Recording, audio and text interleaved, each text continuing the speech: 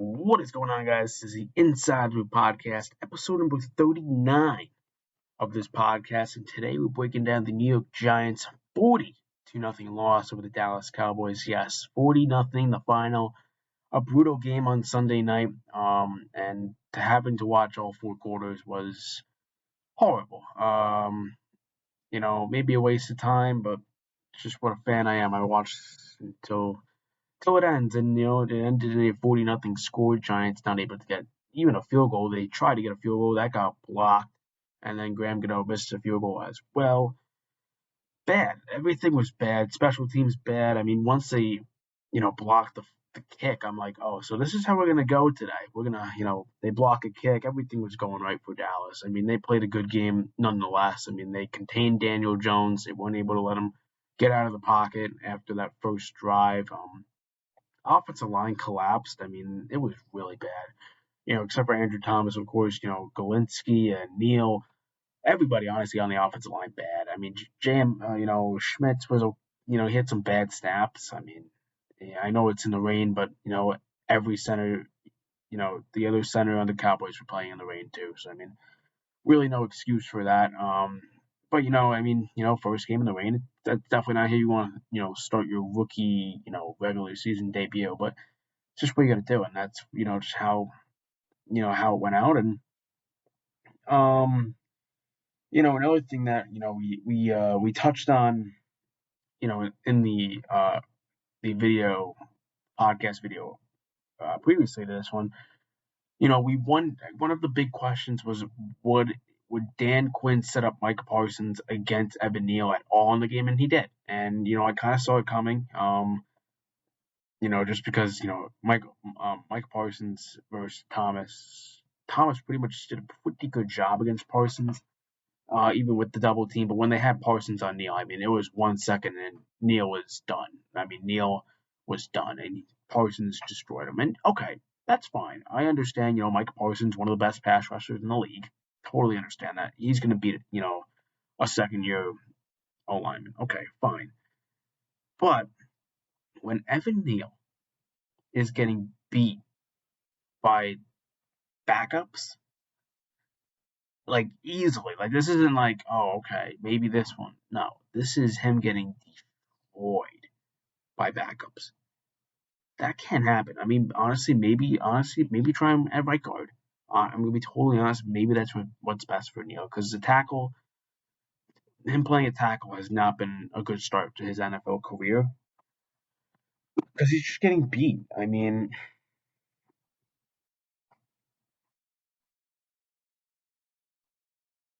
he's just getting beat, and first quarter was bad. I mean, Giants, their first drive looked, pretty decent, except for that muffed up snap by JMS. That really, really hurt the Giants, because they were in pretty good field goal range at that spot, and then that bad snap lost them like 10 or 15 yards, and then they obviously blocked the kick, and that's just how the game went. Block kick to start off the game. Yeah, they missed the extra point, but that didn't matter because they didn't allow any points. I mean, Dan Quinn was a very good defense coordinator, had a good plan, and it worked. I mean, the defensive line and just the defense for the Cowboys just made it look very easy. Their night was very easy, and I just think that it was a little too easy. I don't think the Giants, any of their drives really were like spectacular. Like, oh, they did something there. Oh, they did something there. No, I mean, wide receivers were dropping passes, and they weren't getting open at all. Waller had an okay game. He had 3 receptions. I mean, and Waller, the thing is, Daniel Jones was getting pressured so fast he couldn't even get the ball out. He couldn't get the ball out, and I look at the offensive line, right? That was the one question I did have in the preseason, right? Going into week 1 was, how is the offensive line gonna, hold up against Lawrence and Parsons and Van Der Esch and all these guys. How are they gonna do against Stephon Gilmore, Trayvon Diggs, all that? They didn't do anything. The wide receivers did not do anything. I don't, like they couldn't. There was no deep passes at all. because this game honestly mainly goes on the offensive line. Because as bad as Jones's decisions were, and his decisions were not good, Daniel Jones played a horrific game. This is not me just defending Daniel Jones. It's all on the offensive line. No, there is some part of it on Daniel Jones for sure. I mean, he missed Paris Campbell on one of the throws. A lot. I mean, there was just a lot bad. There was no good in this game whatsoever. Like, there's not one really amazing thing that I can point out that, like, oh, we did this well. No. I just think that, like, you know, I mean, I feel like, Sunday night football, right? Giants against Cowboys. The last two or so games have been close, right? It hasn't been a big blowout, and now to get beaten 40-0 on your home turf, week 1. Okay, week 1, and you get destroyed like this. It's just a horrible, horrible start, and you can only go up from there. I mean, you got Arizona next week, hoping for the Giants to come out swinging, coming out firing. I mean, Dallas really just beat them up, and they forced a ton of fumbles, and they just did everything right, and the Giants didn't. But we look at the second quarter. I mean, there was a muffle from Saquon. Um, from that, he caught it and it got bounced out, and then that was a pick six. Daniel Jones' first of his career. And Giants were flat. Drop passes from receivers, just nothing went well. I mean, Hyatt had a drop, I believe. I think Slayton had like one catch the entire game.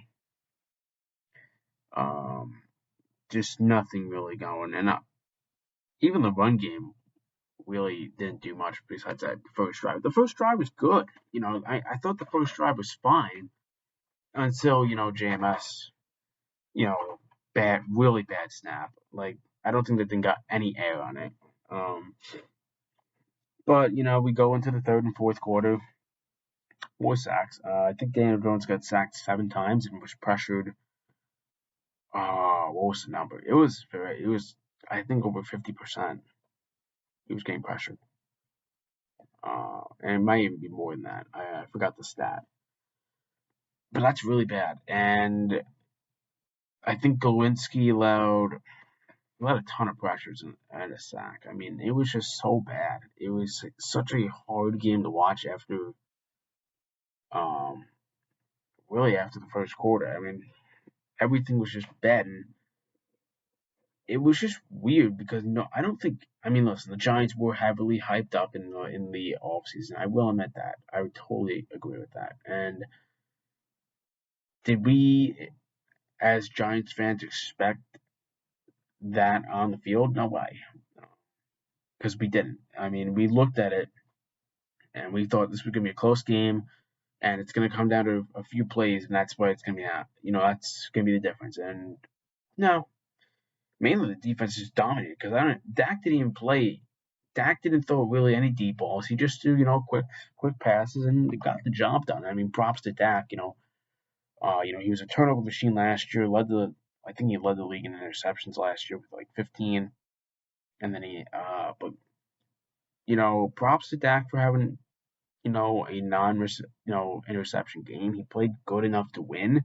He only threw for 143 yards, I believe, and that got the job done. I mean, Pollard had 2 touchdowns. Lamb, once again, 77 receiving yards. I mean, a good game from him. And I mean, all those guys I named were all in the previous video who to contain. I mean, it's super hard to contain CeeDee Lamb.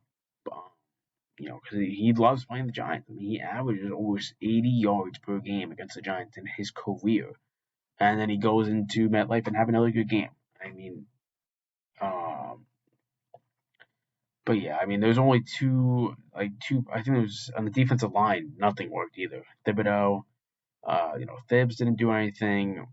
Lawrence had 2 pressures, and that was it. Leonard Williams didn't do anything. Ojulari didn't do anything. No Simmons really getting to the quarterback. Yeah, I mean, it wasn't a good game, whatsoever. I mean, Giants even had fumbles at the end, with Breida and Hodgins, and 12 total QB hits for Dallas. Giants head to week 2 to take on the Arizona Cardinals, and they should win that game. I mean, as bad as they played in week 1, that's probably the worst game that they're gonna. I think it's gonna be the worst game all season. I mean, but you also have to take into account that Andrew Thomas had an ankle injury now. So what is the offensive line going to look like if he does not play or he plays through the ankle injury? You know, and by the way, their schedule does not get easy. I mean, I look at some of the games that they play in the upcoming weeks. They got the Niners soon. They got the Dolphins and the Bills upcoming. I mean, not easy matchups whatsoever. I mean, the AFC the AFC East is a very good division, and the Giants are playing them. So they're going to be playing the Jets. They're going to be playing the Dolphins, Patriots, and the Patriots had a pretty decent game, pretty good game against the Eagles too. So I mean, don't take the Patriots out of conversation. There, there's some walker. They're a team that you could just walk over. I mean, I think the main thing for the Giants going into week 2 is allow less pressures and give Daniel Jones time. I mean, because he wasn't able to do what Daniel Jones does, and that's able to run to space, get yards, and do what Daniel Jones does. And he wasn't able to throw the ball because he had no time. He was getting sacked left and right, pressures left and right. Just a horrible game overall. And, I mean, I'm kind of honestly repeating myself with how bad this offensive line was because it was bad. You know, it was bad. And Parsons was the probably the best player on that field the entire night. With the sack and everything. He was there like almost every tackle. I think when he was on the field, he was always in there, and that's what Micah Parsons is. And the Giants did pass up on him for that and traded down to get Kadarius Toney, but that's another story. A lot of teams passed up on Micah Parsons, and a lot of the teams, including the Giants, paid for it. And now Micah Parsons is one of the best players in the NFL, and just a bad look for the team. And um, I think another thing with the Giants, right, is to just get better this upcoming week against Arizona. I think they're gonna have a lot more time to throw the ball because Arizona is nowhere near the Cowboys' defensive levels. So I think they're gonna have a lot more time to throw the ball. I think they're gonna be a lot better in general because I mean you can't get much worse than what we saw there. I mean that was horrific. So I mean, we go into Arizona. I got them winning that game because there's no reason you can't beat the Cardinals. When you play the Niners, well, you're screwed, honestly, because that's playing like another Dallas team, and if better, and even better. I mean, offensively, they have CMC, who is probably, honestly, the best running back in the league, maybe top 3 at worst. So I mean, there's another thing. So you're playing an even better running back in that week, arguably a better defense. Um, it's going to get ugly in that game against San Fran if the offensive line plays as they did it in week 1. Week 1 is probably going to, in my opinion, probably be the worst game of the season unless things get worse the next time they play Dallas or a game. It's just like that game. Once John Michael Schmitz threw that ball away on that snap, that's where it all went downhill, and that's where the game was just gonna, that's how the game was just gonna go, right? Because they were in good position at that spot, and then they throw the ball away, and Daniel Jones has to recover it. Mike Parsons is right there behind him, and if Jones muffled that, that's probably a touchdown. But either way, it was a touchdown anyways because they blocked the field goal. So Graham Gano wasn't good, and that's really shocking because he's usually pretty good, and he goes 0 for 2 in that game. But regardless, week 2 is going to be of course next week. I fully expect the team to be better. As Giants fans, I know you know, I know it's not been a good, it wasn't a good week, but I fully expect this team to get better. And for the question that was, Why do the Giants suck? It's because their offensive line is horrible. They got outcoached, they got outplayed, and really that's just why the Giants sucked that game. And the thing with Daniel Jones, I was really confused on why he played. Honestly, like the fourth quarter, I thought they would just have Tyrod play the entire fourth.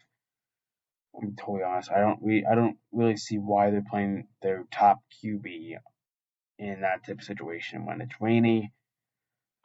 You're down 40-0 already, and it's just putting more into the fire and just beating a dead horse. And I don't know about beating a dead horse, but just a bad game overall.